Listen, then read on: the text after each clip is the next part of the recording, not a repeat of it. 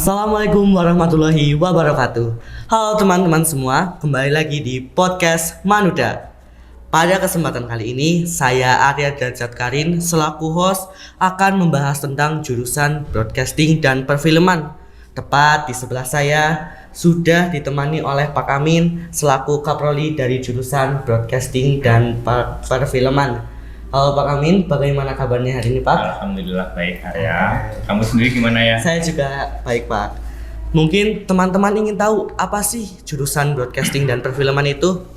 Boleh diceritakan Pak? Oh ya, jurusan broadcasting dan perfilman itu jurusan yang mempelajari tentang pembuatan sebuah konten, baik itu editing video, pengambilan gambar, penyuntingan suara, editing, dan lain-lainnya. Karena ketika kita bicara broadcasting itu biasanya masyarakat itu lebih mindsetnya itu ke video ya. Tapi sebenarnya yang namanya broadcasting itu juga berhubungan dengan radio dan pertelevisian juga.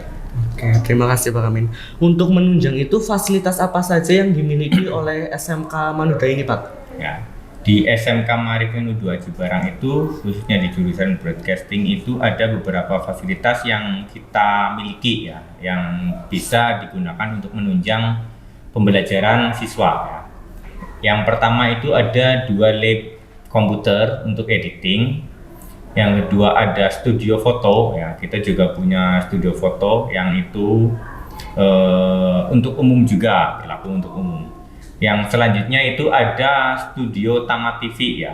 Studio Tama TV itu studio khusus yang kita operasikan di jurusan broadcasting ya. Terus ada juga Smart Classroom ya, itu Axio Classroom itu. Nah, terus ada juga fasilitas pendukung seperti kita ada kamera DSLR ada 5, kamera syuting itu kita ada 2.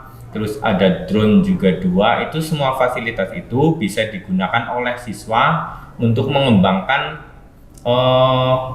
potensinya. Dia itu pengennya bisa apa? Apakah pengen jadi sutradara, kameramen, editing, atau mungkin jadi fotografer, atau dan apapun yang mereka ingin kembangkan di jurusan kita akan berusaha semaksimal mungkin untuk menjadi fasilitator anak itu. Oh iya, menarik sekali ya Pak untuk jurusan broadcasting dan perfilman itu.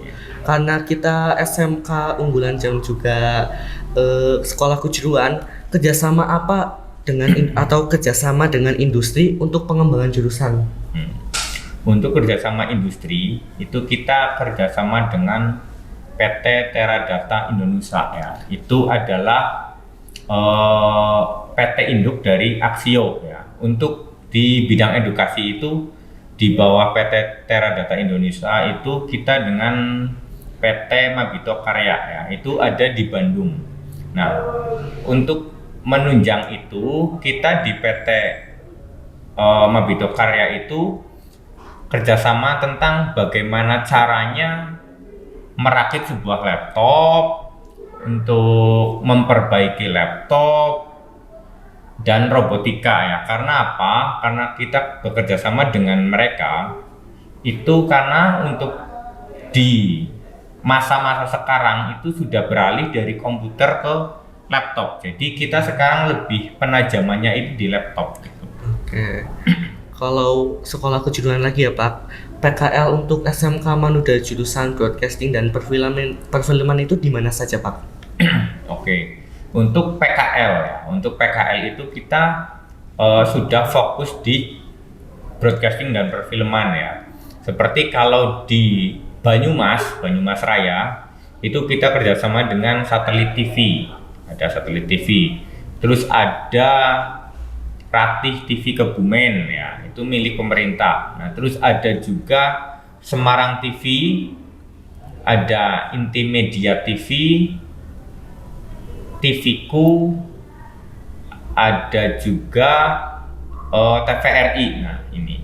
Jadi ada untuk fokus PKL kita itu fokus di broadcasting dan perfilman, dan alhamdulillah sekarang mayoritas anak-anak itu kita PKL-nya itu di Semarang ya, karena di sana itu sudah kota besar dan sudah punya banyak stasiun televisi di sana. Oke. Untuk yang terakhir ya Pak, prospek kerja di jurusan broadcasting dan perfilman itu seperti apa Pak? Oke, untuk prospek kerja, karena kita dari pembelajaran itu kita sudah memperkenalkan sejak dini tentang broadcasting dan perfilman, tentunya mereka bisa menjadi penyiar radio, dia bisa jadi kameramen, dia bisa jadi editor ya, dia juga bisa menjadi pengisi suara atau biasa dikenal di broadcasting dan perfilman itu dubbing ya. Itu juga bisa jadi presenter, MC. Kenapa MC? Karena kan kita juga mereka diajari cara berbicara di depan televisi maupun di depan khalayak umum itu seperti apa ya. Terus juga selain bekerja ya, sebenarnya yang paling menonjol itu malah di kewirausahaan ya. Kenapa? Karena untuk jurusan kita itu kan sebenarnya tidak perlu kerja di kantor ya, bisa juga dia itu jadi konten kreator, jadi YouTuber. Nah, jadi YouTuber itu kan kita perlu apa? Kita perlu bisa edit video, kita perlu pengisi suara, kita perlu jadi pengambilan footage atau pengambilan gambar. Sebenarnya tanpa menambah skill lagi, dia itu sebenarnya sudah bisa jadi konten kreator karena mereka sudah diajari cara pembuatan, baik itu sebuah iklan dan juga sebuah film dokumenter. Karena untuk kelas 1 itu kita fokus di perkenalan alat ya.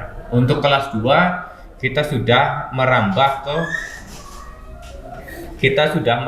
ke pembuatan sebuah iklan ya, yang durasinya itu bisa 1-2 menit ya. Untuk yang kelas 3 kita fokuskan itu di pembuatan film dokumenter, itu biasanya di 15 menitan ya. Jadi setiap kelas itu kita sudah ada tujuan akhir dari si siswa itu. Terima kasih ya Pak Amin sebagai narasumber kita pada podcast kali ini.